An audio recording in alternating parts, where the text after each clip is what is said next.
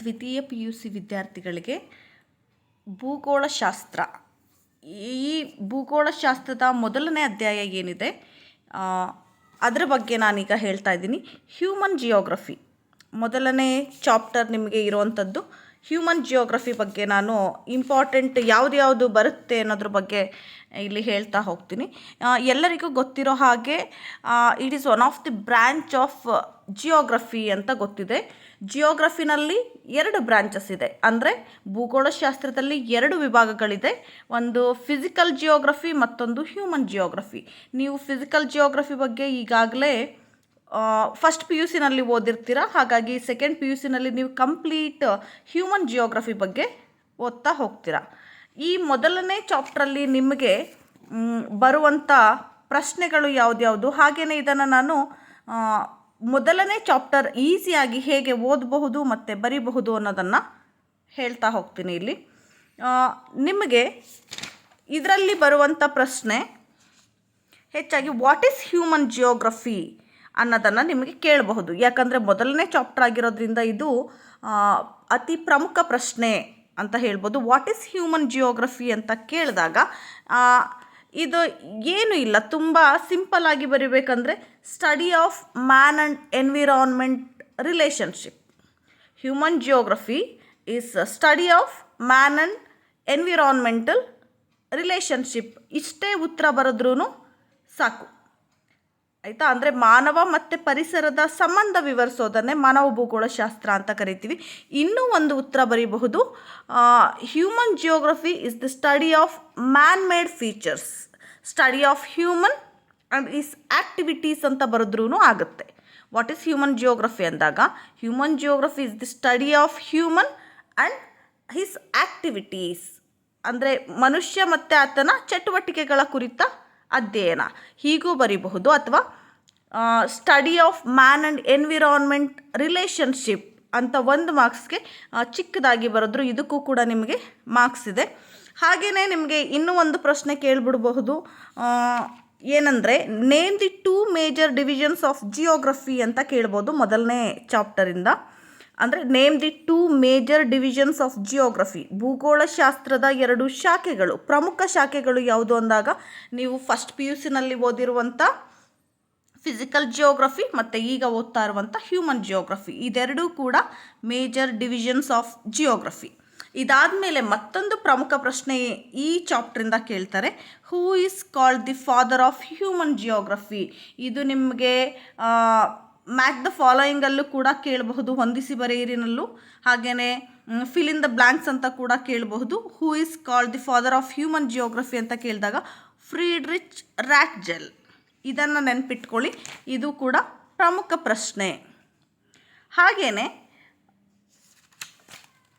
ಮತ್ತು ಫ್ರೀಡ್ರಿಚ್ ರಾಟ್ಜೆಲ್ ಅಂತ ಕೇಳ್ತಾರೆ. ಹಾಗೆಯೇ right any 1 definition of human geography ಅಂತ ಏನಾದರೂ ಕೇಳಿಬಿಟ್ರೆ, ಅಂದರೆ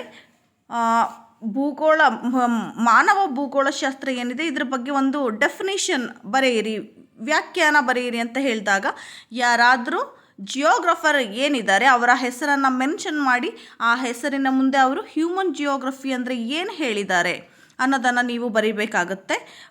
ಎಕ್ಸಾಂಪಲ್ ತಗೊಂಡಾಗ ಫ್ರೀಡ್ರಿಚ್ ರಾಟ್ಜೆಲ್ ಅವರನ್ನೇ ತಗೊಳ್ಳಿ. ಯಾವುದಾದ್ರೂ ಡೆಫಿನಿಷನ್ ಅಂತ ಕೇಳಿದಾಗ ಅವರು ಹೇಳಿರೋ ಪ್ರಕಾರ ಫ್ರೀಡ್ರಿಚ್ ರಾಟ್ಜೆಲ್ ಏನು ಹೇಳಿದ್ದಾರೆ ಅಂದರೆ ಸೇಮ್ ಹ್ಯೂಮನ್ ಜಿಯೋಗ್ರಫಿ ಅಂದರೆ ಏನು ಅಂತ ಬರೀತಿರಲ್ಲ ಅದೇನೆ, ಅಂದರೆ relationship between man and environment relationship. ಇದೇ ಉತ್ತರ ಏನಿದೆ ಅದನ್ನು ಫ್ರೀಡ್ರಿಚ್ ರಾಟ್ಜೆಲ್ ಅವರ ಹೆಸರ ಮುಂದೆ ಇದನ್ನು ಬರೆದ್ರೆ ಇದಕ್ಕೆ ಮಾರ್ಕ್ಸ್ ಇದೆ.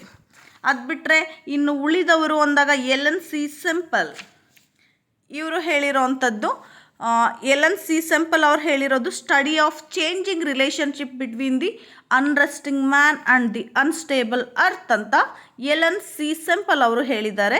ಅಂದರೆ ಹ್ಯೂಮನ್ ಜಿಯೋಗ್ರಫಿ ಅಂದರೆ ಏನು ಅನ್ನೋದ್ರ ಬಗ್ಗೆ ಅವರು ಹೇಳಿರೋ ಅಂಥದ್ದು. ಇದು ತುಂಬ ದೊಡ್ಡದಾಗುತ್ತೆ, ಕಷ್ಟ ಅಂದರೆ ಫ್ರೀಡ್ರಿಚ್ ರಾಟ್ಜೆಲ್ ಅವ್ರದ್ದೇನೆ ಹೆಸರನ್ನು ಹಾಕಿ study of man and environment relationship ಅಂತ ಬರೆದ್ರೂ ಸಾಕು. ಹಾಗೆಯೇ ಇನ್ನು ಬ್ರಾಂಚಸ್ ಆಫ್ ಹ್ಯೂಮನ್ ಜಿಯೋಗ್ರಫಿ ಅಂತ ಬರುತ್ತೆ.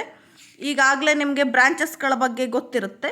ಬ್ರಾಂಚಸ್ ಆಫ್ ಹ್ಯೂಮನ್ ಜಿಯೋಗ್ರಫಿ ಅಂದರೆ ಮಾನವ ಭೂಗೋಳಶಾಸ್ತ್ರದ ಶಾಖೆ ಅಂತ ತಗೊಂಡಾಗ ಇದು ಹ್ಯೂಮನ್ಗೆ ರಿಲೇಟಿವ್ ಆಗಿರುವಂಥ ಆ್ಯಕ್ಟಿವಿಟೀಸ್ ಏನಿದೆ ಅದನ್ನೇ ಬ್ರಾಂಚಸ್ ಆಗಿ ಹೇಳಿರೋವಂಥದ್ದು ಇಲ್ಲಿ.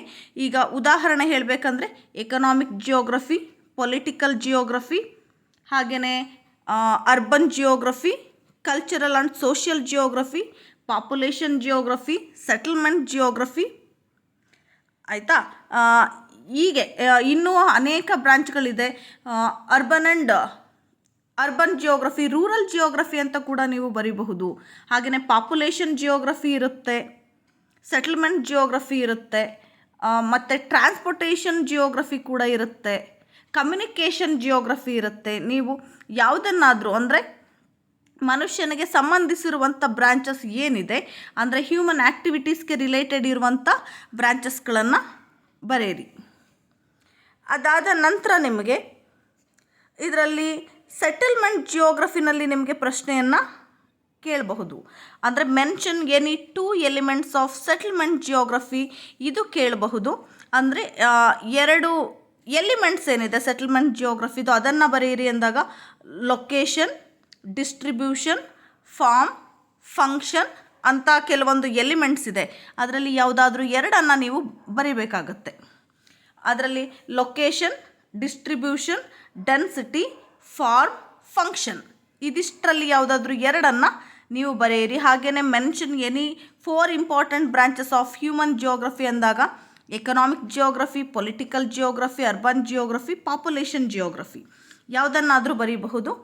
ಹಾಗೆಯೇ ನಿಮಗೆ ಪ್ರಶ್ನೆಗಳನ್ನು ಕೇಳಬಹುದು.